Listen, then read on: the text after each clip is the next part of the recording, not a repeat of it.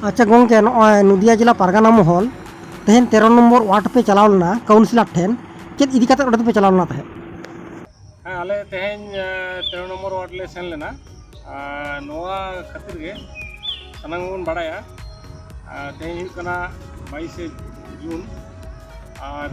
मिद सप्ताह परे गे ना अबवा हुल माहा सेटरोग कना आदो नोआ हुल माहा इदी काते हुल माहा सापड़ावना और नोडे नोआ जहाँ बन नेलेआ नोआ दो कल्याणी स्टेडियम सुर सिद्धू पार्क कना आदो नोआ पार्क से नोआ बागवान जाते पार्चापार्ची तहन मा और ओना सावते सिद्धू तक जहाँ मुठन मेना ओना लातार रे जहाँ चाथाल मेना जहाँ बेदी मेना ओना बेदी रेना टाइल्स को रपुड़ा कना से छड़ाव कना ओना को जाते रिपेयरिंग हुई मा और ओना सावते 29 और 30 तारीख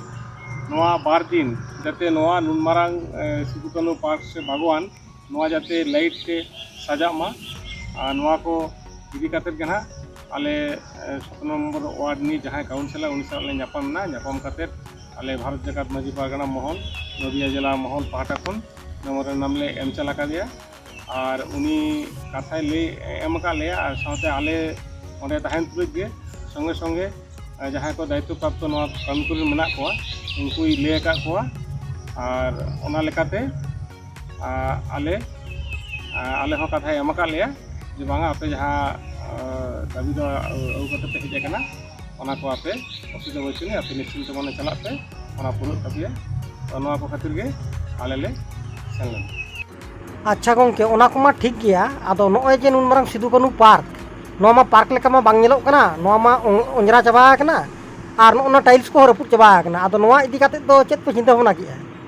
और नोडे हो मिटंग अबवा सावता रना जेमो अबवा धर्म रेना सार्जम दारे ओना नोडे बांग नेलोग कना ओना इदी काते कटिक लई तावन जहाँ भगवान जहाँ नित बन नेले गया नोआ चारदारे जुदी बन नेला नित हो लाटा गे मेना आदो निया मांग मिद सप्ताह मांग बार सप्ताह मांग को कटिक को परचा का मा परचा का को मेनखान ओना लेका दो परचा परची दो अरी को करावा नोआ करावा को ले का और जहाँ मिट्टी अब धरम दारे सार्जम दारे नोडे तो लगाव हुई लेना मेनखान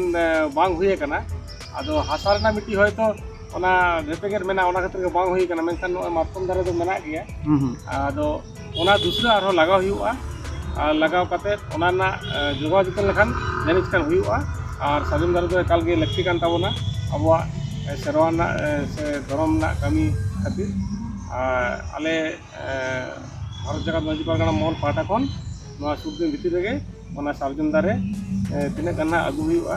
5 छुटे अगु काते नोडे ले रहोया नोआ काते ले लई पसनाव के अच्छा गोंके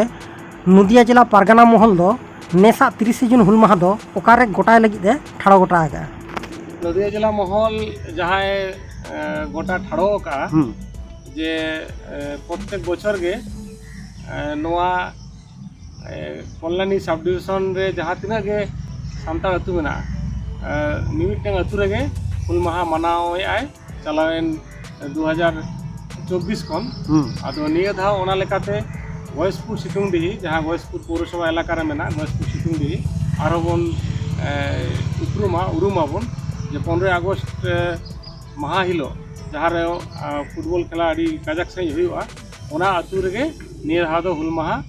मनाव रेना रिका का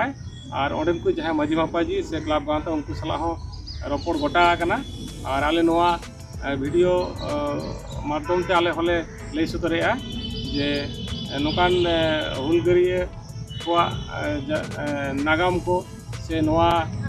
हुल माहा चेत कना नोआ को बड़ाई खातिर आपे हो सामान गे हजू ताबन पे इनिलो ओंडे